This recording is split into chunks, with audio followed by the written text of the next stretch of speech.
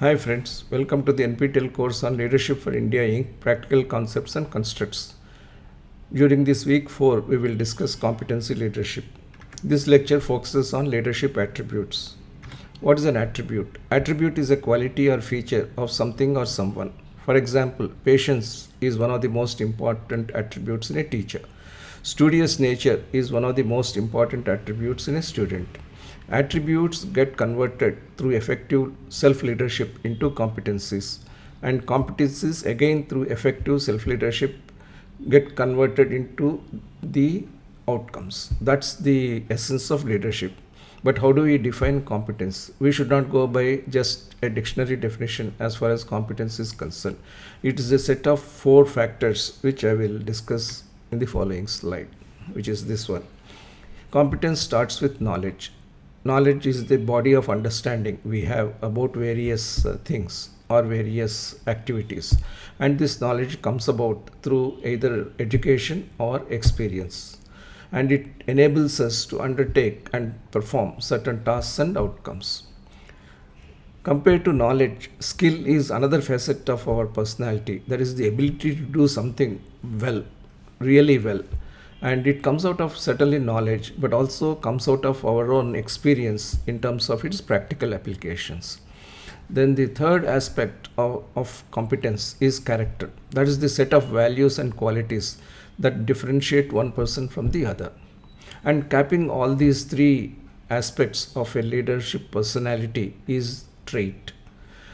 Each trait that we may possess is a particular quality in our personality. Traits are ingrained behaviors that upregulate or downregulate knowledge and skill acquisition, as also our interpersonal interactions and the value systems which we have. Competence, from a leadership perspective, is the cumulative result of all of the above drivers and influences. Traits and characters are by and large behaviorally ingrained, while knowledge and skill are by and large acquired through education or experience. However, traits and character are extremely important because they influence the extent to which we acquire knowledge and skill, and also the efficiency and effectiveness with which we deploy knowledge and skill to accomplish certain outcomes through certain paths. So that's the overall definition of competence which is relevant for leadership perspective. Trait and knowledge, these are interconnected, I said earlier, but let's look at it why it is so. Trait has two aspects to it: one, personal behavior, and second, social behavior. When you have a trait of learning, it helps you enhance knowledge. And if you have social adaptability, adaptiveness, and social communication as your trait, it helps you to connect with people better. Knowledge again is of two types: one, educational knowledge, which is the foundational knowledge, and the other is experiential knowledge. Educational knowledge helps us gain, through a structured process of learning, a level of knowledge which can be applied. And experiential knowledge is something which can apply the acquired knowledge even further and improve upon it or modify the knowledge that we have through education in relation to the practical situation that we face. The interrelationship between trait and knowledge is therefore obvious. If you have got good personal behavior, that is studiousness as an example, you will be able to acquire more knowledge. And if you are oriented in terms of social observance, you will be able to get greater level of experiential learning. So we should not separate trait and knowledge and say that these are two distinct aspects of a leadership personality. These are in fact parts of the leadership personality and leadership's competency spectrum, as we discussed earlier. Similarly, skill and character. Skill can be looked at from two angles: interpersonal skill and technical skill. Technical skill helps us develop on our tasks, whereas interpersonal skill helps us align ourselves with others and also align others with people. From an organizational perspective or from a leadership perspective, interpersonal skill is extremely important. Then, to make this skill actually work in practice, we need character, which is defined in terms of accountability to values and advocacy of values. It is not sufficient for a leader to prescribe to certain values as part of the personality. You can demonstrate personal accountability through that, certainly. However, as a leader, our responsibility is larger and broader than that. We should be able to advocate the values so that there is a total organizational accountability as a result of the value systems we possess. Just as knowledge and skill are related to each other from an understanding perspective, from a hard skill perspective, trait and character are also related to each other from a soft skill perspective. I have deliberately chosen one qualitative attribute and one quantitative attribute, that is character and skill. Similarly, trait and knowledge, to demonstrate that these can be interconnected, these are interlinked, they should be viewed together. We can look at leadership from different points of view, but I would highlight for you four important viewpoints. One, the academic viewpoint, that says that leader should be intellectually driven. He or she should be knowledge based. Another is executive viewpoint. When we enter into an organization, we look at leadership as a pathway to reach to the zenith of the organization.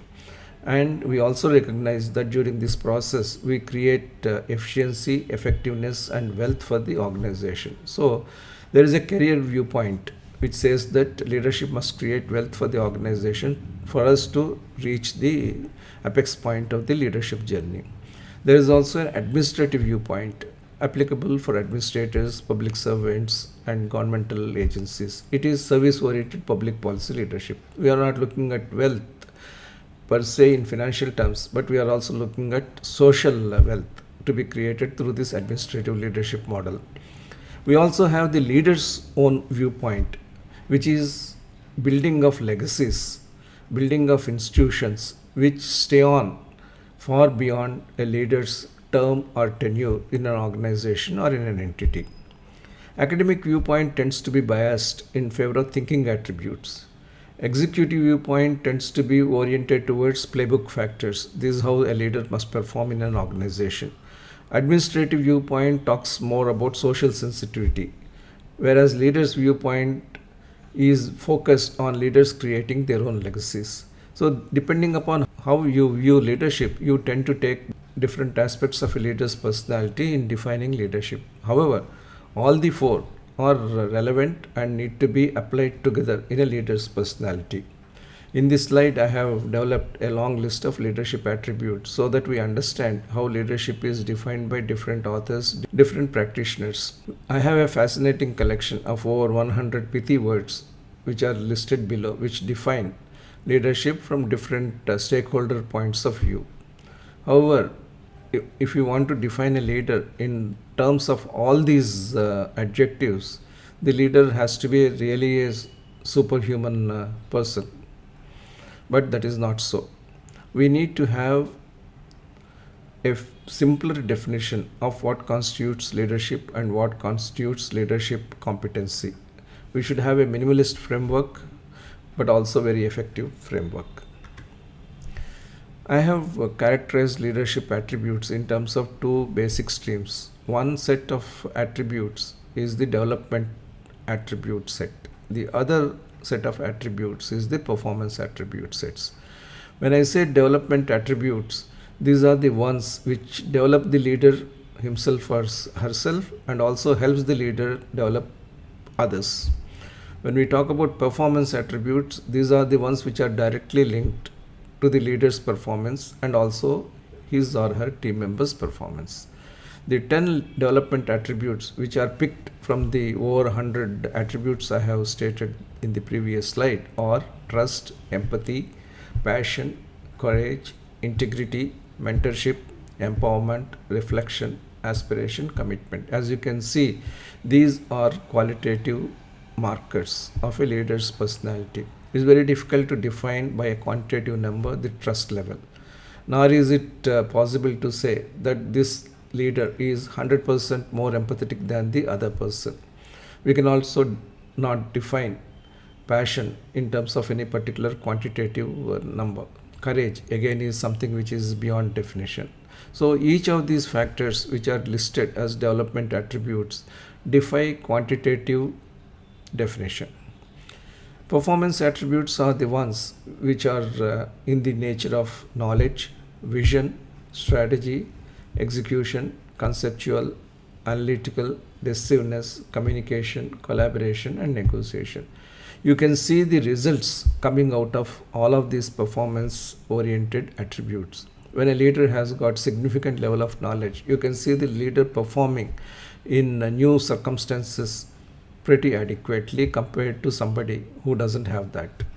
Vision of a leader will be seen in terms of the ability to define a future state for the company. Strategy can be seen, experienced, and executed. So these performance attributes that are listed here are those which are capable of quantification and which also drives quantitative performance of the organization. It is important for a leader to have both these types of attributes in equal measure or in balanced measure within one's personality. Development attributes together with performance attributes make a complete leader. However, there are certain limitations which leaders face when they try to utilize their own competencies, their own attributes. There are two types of limitations that arise in the normal leadership journey. One is the operational comfort zone. Second is the organizational weak spots. Both these limitations are self-made by leaders, unfortunately. The operational comfort zone is that it is easier to stick to known business on one hand, and the fear or the risk that new businesses erode the wealth built so far. So as a result of this type of limitation, although leaders possess knowledge, they possess the necessary skill and also have the ability to upgrade their knowledge and skill levels and also of their team members, they tend to stay in their zones of comfort and not go beyond that. That's why we see entrepreneurs who started an organization with very little financial resource, after being successful as entrepreneurs, stay on in those entrepreneurial zones rather than create new entrepreneurial ventures or leave the entire enterprise spirit flowing in the organization. The other limitation is the organizational weak spots. That is related to the knowledge of the team that one has and the comfort sticking with the team fetches to the leader. Secondly, knowing how a particular organization structure with its concomitant processes works, leaders find it easier to stick with that organization structure rather than modify. The meaning of this is that if you want to stay comfortably in your own business and you feel that investments for a futuristic business entail new capital expenditure and therefore erode the wealth that you have created as a leader, if you believe that we have to get things done only through a team that is known to us and we should not have new members in the team, or if you feel that there is only one way of organizational structuring that is possible to accomplish leadership tasks, then you pose limitations on your own role in spite of the competencies and capabilities that you as a leader may have. That's the attribute puzzle that a leader needs to be aware of and try to resolve. What is the nature of leadership? We have basically two types of organizations. One is the entrepreneurial organization that is set up from the base as a first generation enterprise, or even if it is a second generation entrepreneurial enterprise in a completely different domain. Then we have professional organization, that is organization that has been established again entrepreneurially at some point of time in the distant past, but now has become an established organization and needs to be built on certain professional or structured lines. So these are the two basic types of organizations leaders have and leaders face. Entrepreneurial organization is characterized by two particularly distinct factors. One, passion to succeed, and once the success is achieved, consolidating to stabilize. Professional organization, on the other hand, is characterized by two different sets of factors. One, the organization follows known economic and business principles. You must have a defined market space or product space, or a market and product space that can be defined through certain forecasting, estimation, and expert methods of viewing the market and product spaces. Secondly, You should not venture out into uncharted territories unless there is strong conceptual and analytical logic for such movement into uncharted territories. These are the two characteristics. Leaders may possess exceptional qualities and skills, but they also tend to be wary of venturing onto alternate models. And such leaders find it difficult to change the paradigms that have already taken root in organizations or in businesses. The several leadership models which we discuss through this course should encourage the leaders and the potential leaders to bring in the best of both these types of organizational thinking, entrepreneurial thinking as well as professional thinking, so that the sets of competencies which we as leaders have could be fully utilized and organizations built to the highest level possible. That's the goal of this course. Let us look at each of these development leadership attributes in greater detail. We need to understand what these 10 developmental attributes mean. So, when we talk about trust, it reflects a firm belief in the reliability, truth, or ability of someone or something. A leader should be trusting and trustworthy. Empathy, it is the ability to understand and share the feelings of another. When referring to empathy, in the previous lectures, I said empathy is the characteristic of putting oneself in others' shoes and then responding appropriately. Empathy must be genuinely felt by others. It is not enough for you to declare that I am an empathetic person or an empathetic leader. Empathy must be genuinely felt by others. Passion is a strong and unflinching, relentless desire for something or to accomplish something. In leadership's context, passion must be for goals. Courage, it is the bravery or the ability to do something or to accomplish something without fear or favor. In leadership's context, courage means risk taking ability as well. What is integrity? It is the quality of being honest and having strong moral principles. Integrity is the most important attribute for a leader. If you are a king of retail and you are having products on the shelf which have only few days of expiry, you should have integrity to say that I would offer them for quick disposal with the clarity to the buyers that these have only few days of shelf life. I am providing them to you with discount. Please be sure that you consume them within the technically specified shelf life. That is integrity. Instead of that, trying to hide long expiry products behind these low expiry products and try to sell them at the same price without any warning to the customers is not the best of integrity in the retailing operation. So integrity covers every aspect of our leadership operation, our leadership planning. Mentorship, guiding someone based on one's experience and expertise. This is an important attribute for leader. Developing other managers and leaders, sharing the knowledge and experience, sharing the good traits, serving as a role model. These are all characteristics of a leader's mentorship capability. Empowerment, it is the authority or power given to someone to do certain things. Many times a leader would need to empower the team by sharing his or her own power. Power cannot be concentrated. In fact, power becomes increased when the power is shared with the team members. Reflection, it is contemplative thinking, not necessarily meditative thinking, it is contemplative thinking. By being open to such thinking, a leader is likely to take considered decisions and also make appropriate course corrections based on the outcomes that he is able to reflect upon. Aspiration, that is the ambition to achieve something big or desirable.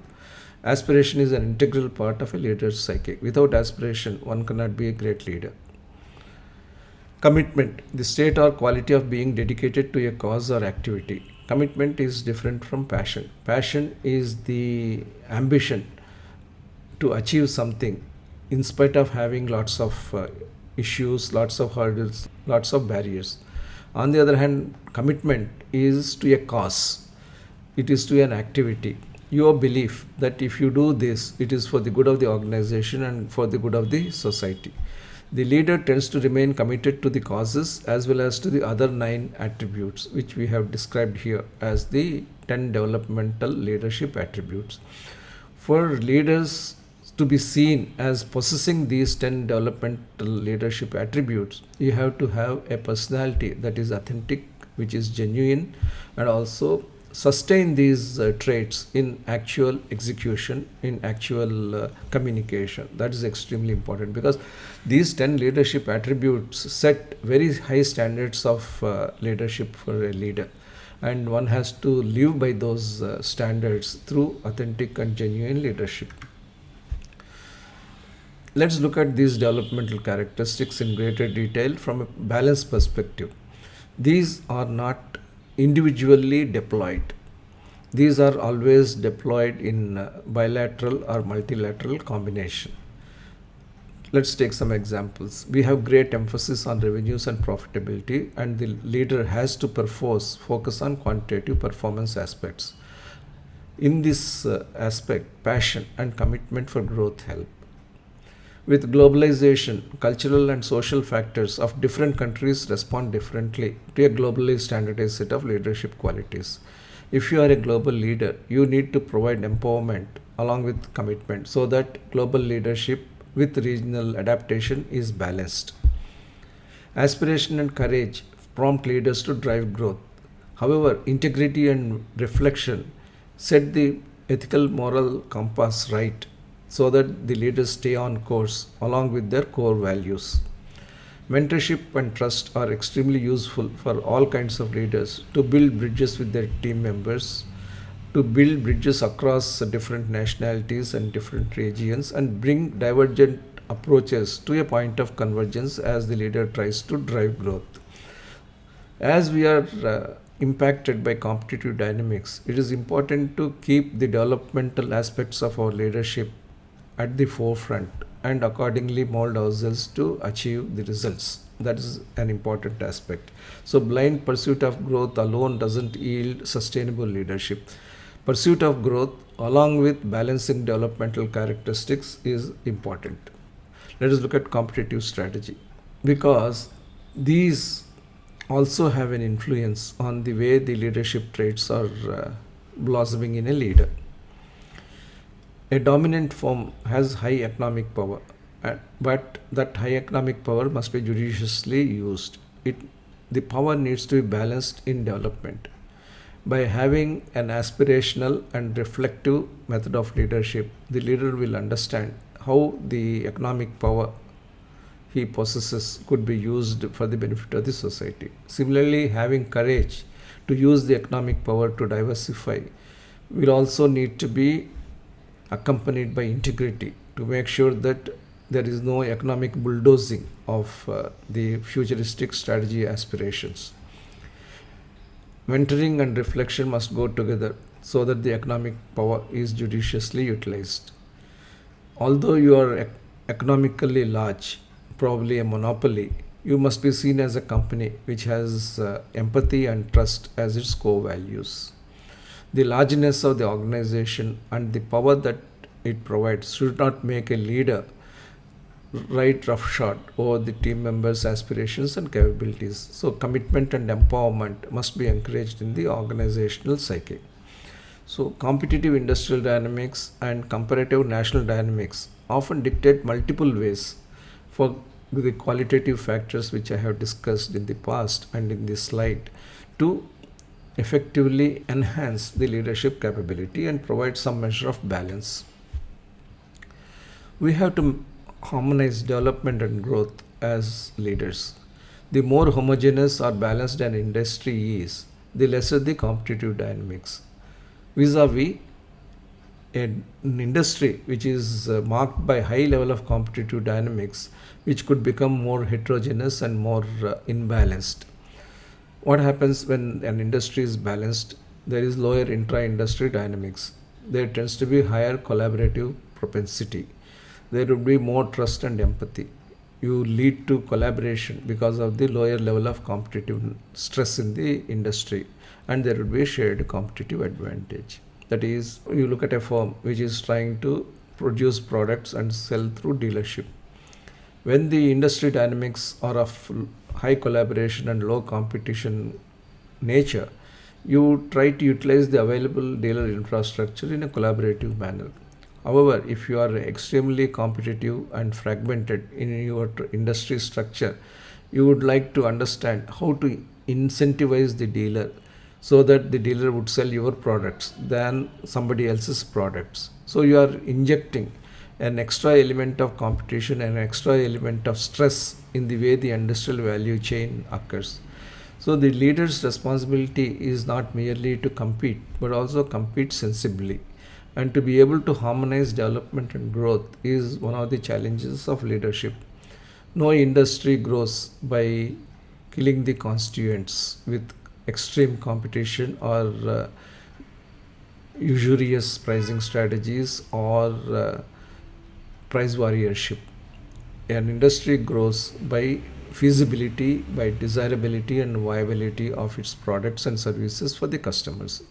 So, leadership responsibility is to harmonize development and growth. How do we institutionalize such development and growth in a harmonious fashion? First, you integrate developmental attributes in all your business process and operational practices.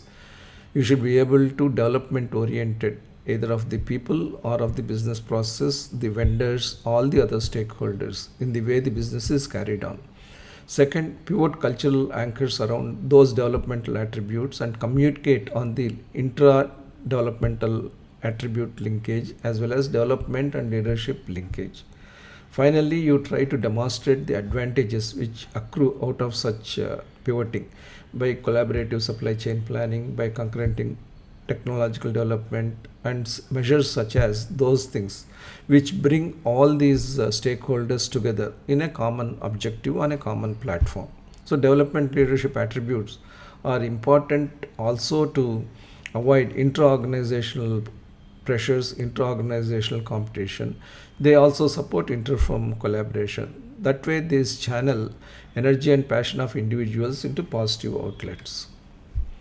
So, I have illustrated a few other ways in which different developmental leadership attributes could combine to provide a result which is of happy nature for an organization, which is of financially stimulating nature for an organization. If you combine trust and empathy, there would be harmony, not only within the organization, but the way in which harmony runs the ecosystem for the firm. If you have passion and commitment, suddenly there will be a lot of drive for growing business. If you have mentorship along with empowerment, you will be able to develop your team members exceedingly well. If a company has got aspiration along with reflection, there would be stability in which the leader would be able to lead the organization. Aspiration along with courage will certainly support growth. Trust with integrity will enhance the reputation of an organization. Commitment with courage again leads to growth. Trust with empowerment, which we have seen in two different groupings earlier, together lead to collaboration. If you have trust about your own capabilities and if you believe that by talking to the competitors, actually you are empowering yourself, you will be able to collaborate with confidence. Therefore, in the final analysis, the leadership qualities have to be deployed based on the situations the leaders face. They cannot be over deployed nor can they be under deployed. We have to recognize the competitive dynamics and the collaborative potential of an industry and then deploy them suitably. Now, let us look at the performance leadership attributes. These can be related to our day to day performance in a significant manner. Start with knowledge. It is a set of facts, information, and skills acquired through experience or education, the theoretical or practical understanding of a subject. A leader must be knowledgeable to be performance driven. Why are we going in such great depth into leadership? We looked at certain perspectives of leadership in the earlier lectures. Now we are delving deep into the foundational definitions and foundational aspects of leadership, and in future lectures we will talk about several perspectives, processes, structures, models. It is going to be a very comprehensive deep dive into several aspects of leadership in a comprehensive manner. Why are we trying to do that? We are trying to do that because we would like to assemble the facts, information and skills, the foundations as well as perspectives with reference to leadership in one course and impart that knowledge to all the participants, and participants are also enthused to acquire such a knowledge. That is the driver for acquiring knowledge, and that drives the performance. Second, vision, the ability to think about or plan the future with imagination or wisdom.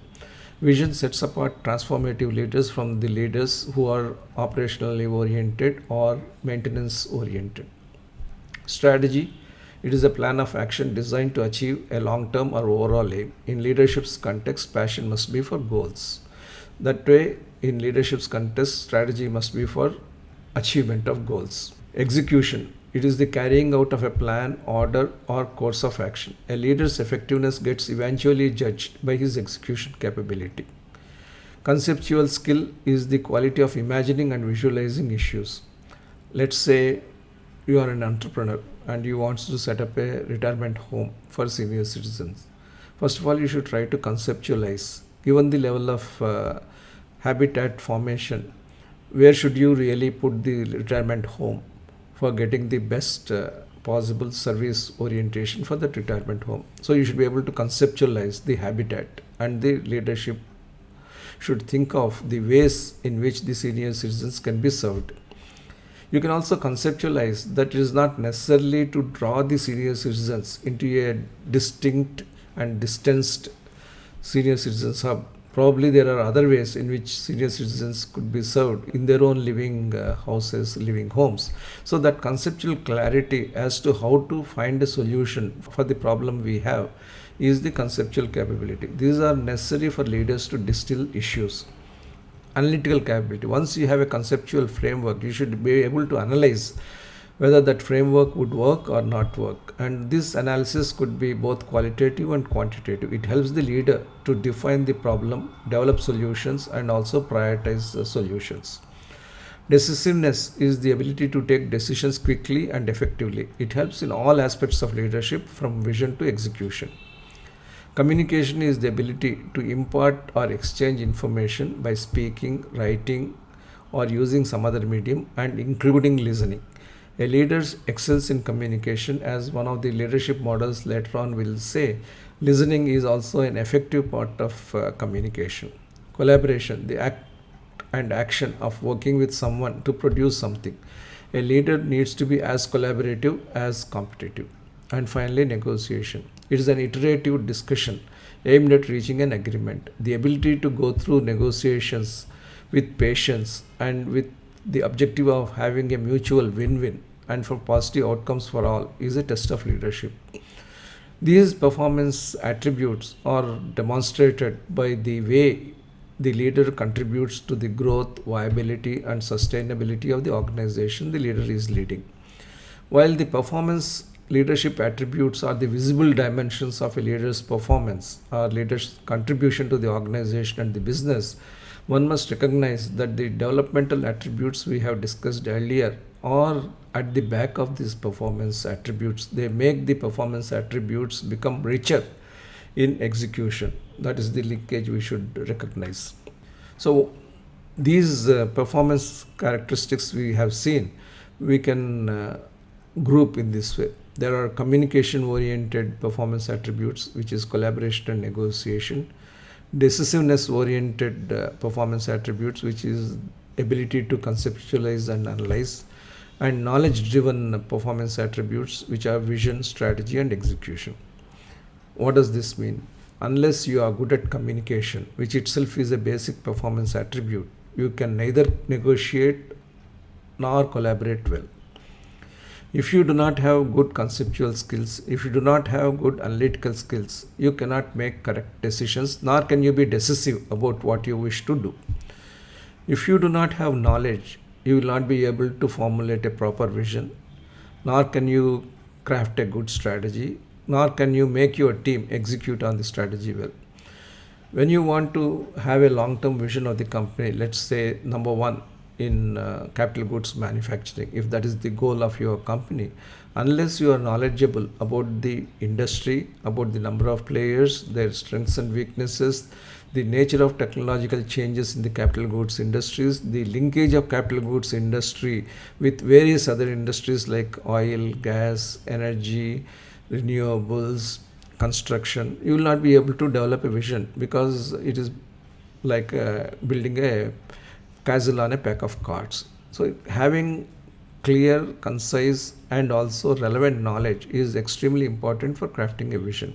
And to convert the vision into strategy, you require even a higher level of knowledge, because that's where the competitive dynamics and collaborative aspects have to be defined in terms of market share, in terms of pricing decisions, and so on. And execution, of course, is a totally a budgeting and project management plan that requires precision in the way the plan is formulated. So the characteristics of performance attributes is that they are interlinked, they are also interconnected in terms of the common drive that characterizes these three buckets of performance factors. And communication, decisiveness, knowledge are either the foundations or the outcomes of these other performance attributes. So, how do we ingrain these knowledge fundamentals into our system?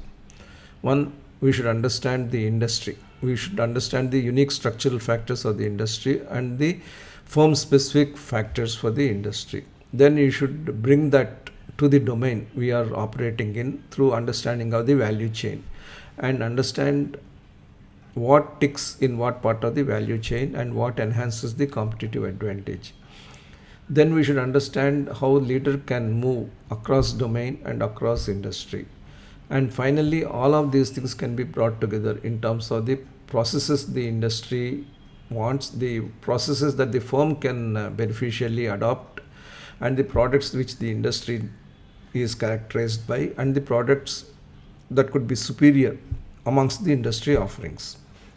So there's several key drivers such as the industry knowledge, domain knowledge, and leadership movement that occur in an industrial value chain, which could be used as knowledge fundamentals. Another important framework which a leader must focus on is the vision, strategy, execution trilogy. The firm requires a vision, it requires a strategy, and it requires execution. A good vision with a bad strategy and poorer execution will not be able to go anywhere. A bad strategy can be done somewhat better by good execution. Both good vision and good strategy could be faltering with poor execution. These three are interlinked, and to be able to achieve this in a proper manner, the firm requires cross-functional collaboration, it requires team process, and everything needs to be interconnected. So a 5-year vision could be translated into an annual strategy and can further go on to continuous execution. Now, a strategic plan should be an episodical study, or should it be as required? That is a question which troubles many leaders, and we have had one solution earlier in one of the earlier lectures, saying that strategic planning, strategic management cannot be a recurrent annual or biannual activity. It should be episodic. As and when an episode arises which requires the evaluation of the strategic direction or the visionary's imagination, we should try to revisit vision and strategy. So we may have to have a situation where vision is reviewed every 2 years, strategic opportunities and challenges are reviewed every 1 year, and execution is carried out on a monthly basis from the perspective of monitoring. So this is the kind of change that is happening in today's competitive situation. And to be able to be decisive, as I said, we should have very strong ability to distill the complex issues into one framework which we can analyze further through data, and then take a decision based on a mix of intuition, conceptualization, analytics after considering all the data. That's decisiveness. For leaders as well as those who are led, decision making is the most important vehicle and the most visible symbol of executive effectiveness. So from being conceptual to being analytical to being decisive is a natural progression. Conceptualization occurs to people who are highly knowledgeable and have the skill to grasp a problem in its entirety. Such leaders are able to appreciate the problem and also its various facets for their implications, and therefore they are able to drill down a solution in terms of a broad conceptual framework. Taking the example, we need not keep on building more retirement homes. You can conceptualize a situation wherein a centralized senior citizen home can provide services to senior citizens across different neighborhood communities. So that is the ability to conceptualize a different model or a different paradigm so that the services can be rendered more effectively and more affordably. But to be able to understand whether this is the right way to go or not go, you have to understand the capital expenditure, operating expenditure, the stickiness which is involved in both these approaches, find out which could be more capital efficient and also profit accretive, and then take an appropriate decision. That requires a lot of data analytics and also modeling.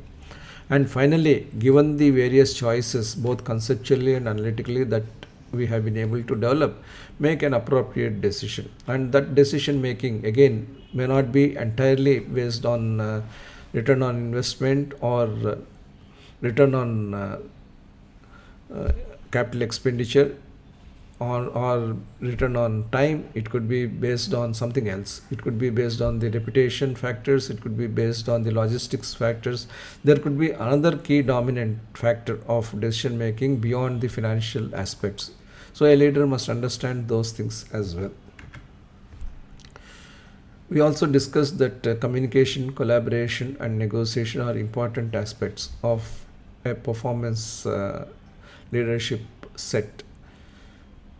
Of these three, each leads to the other.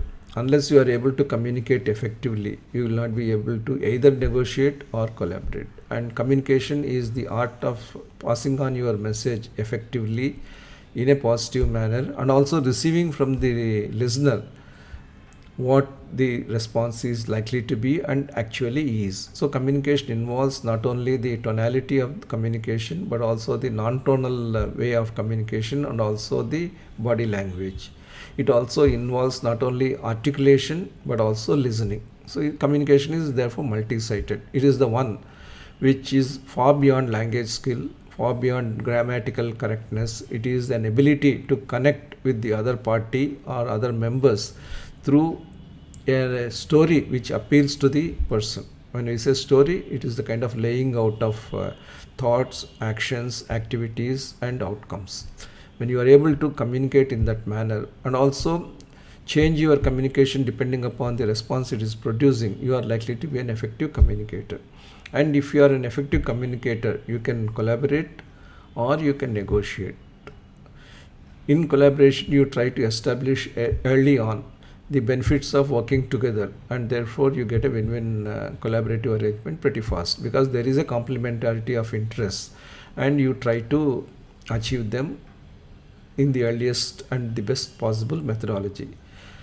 At times, collaboration requires a lot of negotiation because both the parties would like to maximize their way of doing things.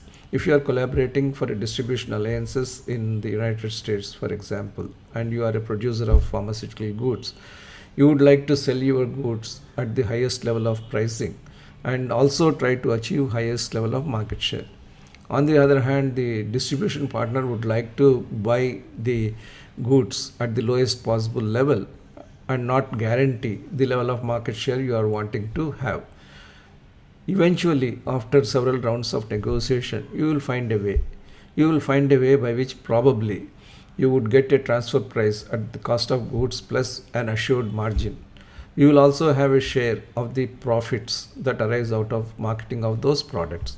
By having such incentive arrangements, you are going to have a competitive cost to gain market share as one of your premises, because you are assured of not only a basic markup but also you are assured of certain share in the profit. So you are incentivized as a manufacturer to ensure that performance drives future growth potential for both the partners. Similarly, the marketing partner also will have trust in you, that you understand the importance of market share building through competitive base cost methodology, and then have faith in trying for higher level of market share. That's how you communicate, collaborate, and negotiate or communicate, negotiate, and collaborate. That's the way the important performance triad works.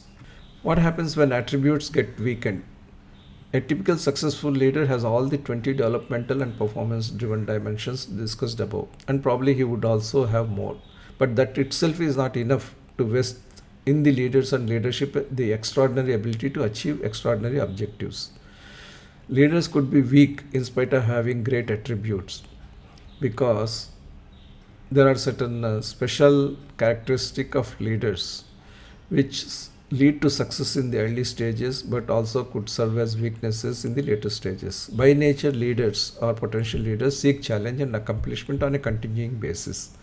But at the same time, once success is achieved, some of such leaders tend to park their careers in relatively easy to operate and which have known, defined, comfortable product and market spaces. Many leaders also avoid encouraging other leaders to come into the system. When you don't have other leaders coming into the system, it is not possible for diversify or grow the business.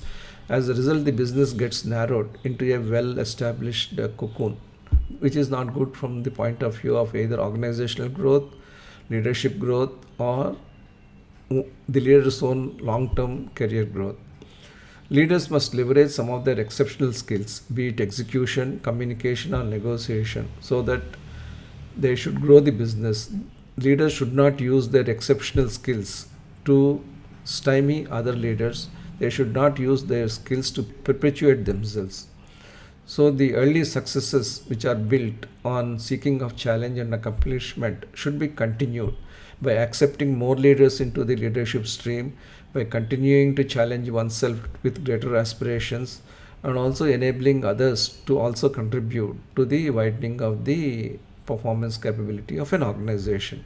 So, intellectually creative, economically responsive, and socially responsible leaders are going to fall in this category of virtuous leaders who always seek challenge, who always seek accomplishment, who develop more leaders, who will deepen their competencies and also pass on their competencies to other team members. And the attributes obviously must be leveraged to strengthen a firm. Whatever ideas we get, we need to translate them into effective action points and also then execute them. So, generation and distribution of wealth in an economically stable and socially equitable manner is a great social responsibility along with economic responsibility in any country. We can have different ways we can achieve this objective depending upon the diversity of industrial and national cultures we have. There could also be differences across countries how the social and industrial and economic needs vary at different points of time. In making these two things happen, that is generation of wealth, spread of prosperity, and distribution of wealth, we need to have our own leadership skill set which is appropriate for the national and firm level situation we find ourselves in. So we have to use our leadership skills in a very productive manner. We have to make difficult choices and also tread arduous paths, and that is the greatest ability of a leader. Ability to make difficult choices and drive organizational growth, the team growth in terms of leadership capability, that is the challenge.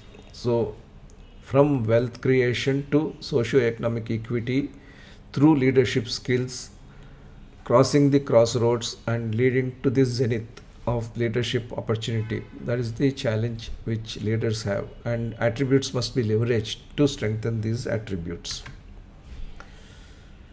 Every industry has got different leadership needs. If you look at leadership for infrastructure, infrastructure is such a wide gamut of domains. It comprises power utilities, capital goods companies, construction companies, building materials companies, transportation companies, healthcare companies. The regulatory pathways are different, social expectations are different, the affordable pricing is different. Resource requirements usually are mega, but some will have super mega. Lead times are very long, commercial viability is in doubt.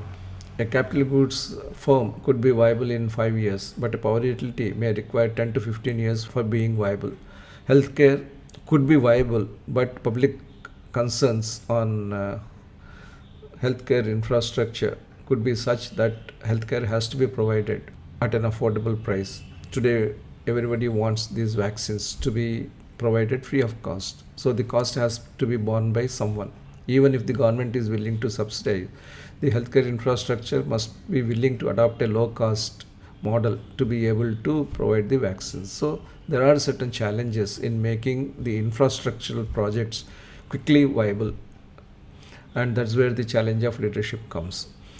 The successful firms in the infrastructure sector in India have indeed benefited from top class leadership. When you see Delhi Metro Rail, when you see the highway authorities, or when you see the huge corporate hospital chains that have been built, a construction company as significant as Larsen& Toubro, you will find that these companies, these infrastructural entities have benefited immensely from top class leadership skills.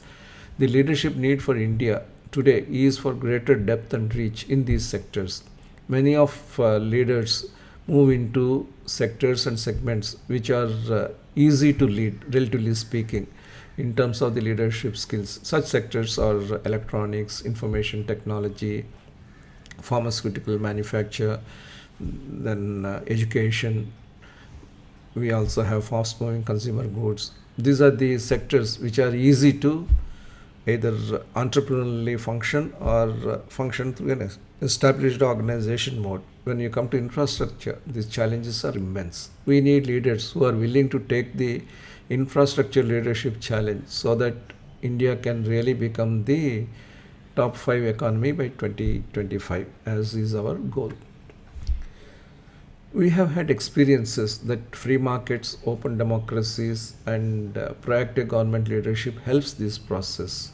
From the first 5-year plan, that is 1951-55 duration onwards, industrial policy aimed at industrial development in backward areas. There was a definite method in which India sought to promote industrialization.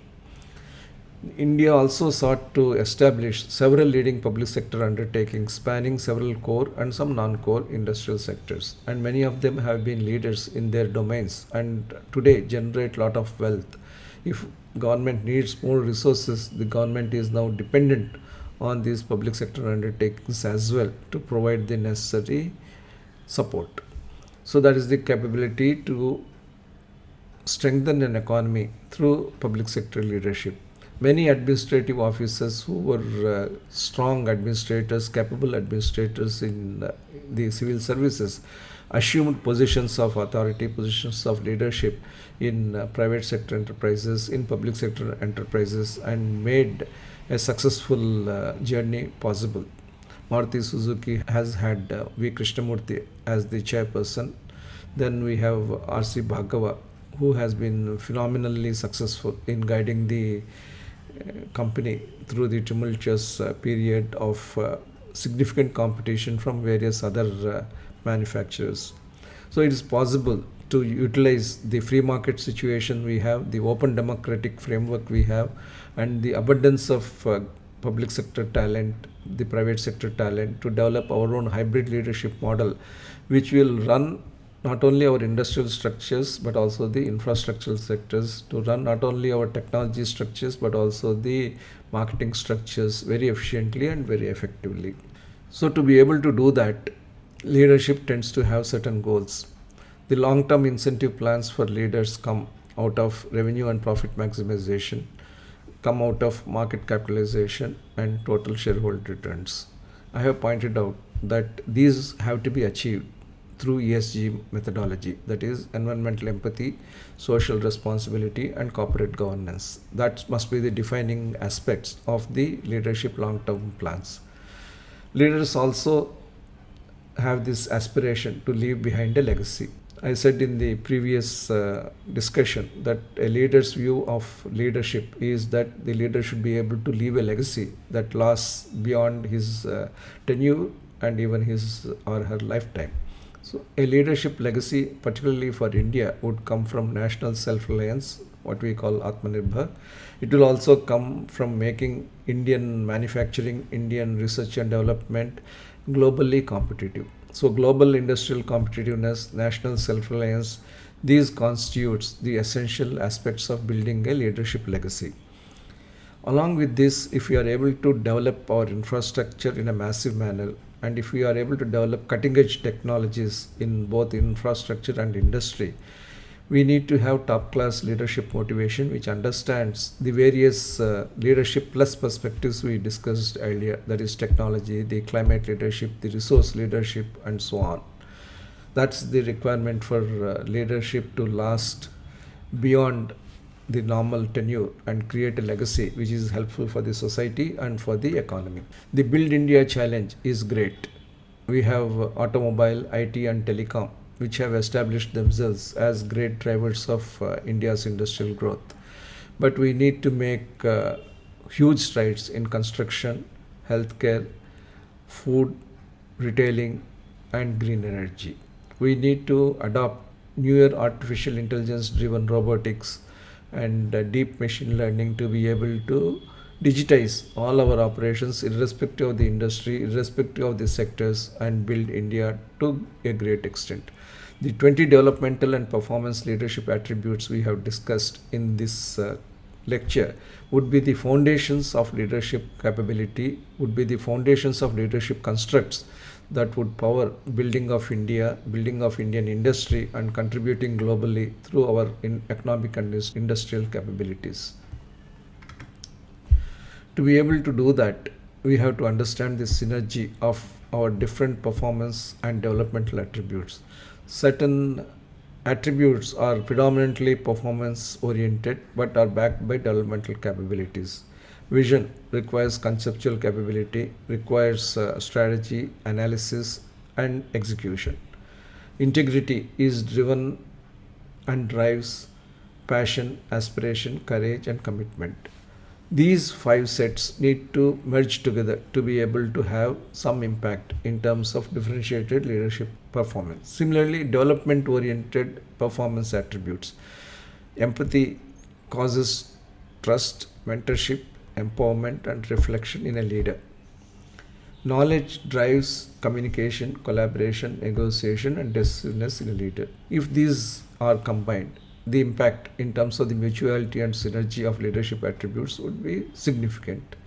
I would encourage you to think of different combinations of these factors to understand how, in different contextual positions, combinations of developmental and performance attributes will provide you a developmental edge or a performance edge or a combination of both these edges in your leadership activities. With this, I close this foundational lecture on competency leadership. Then we will move on to the other lectures during this week. Thank you.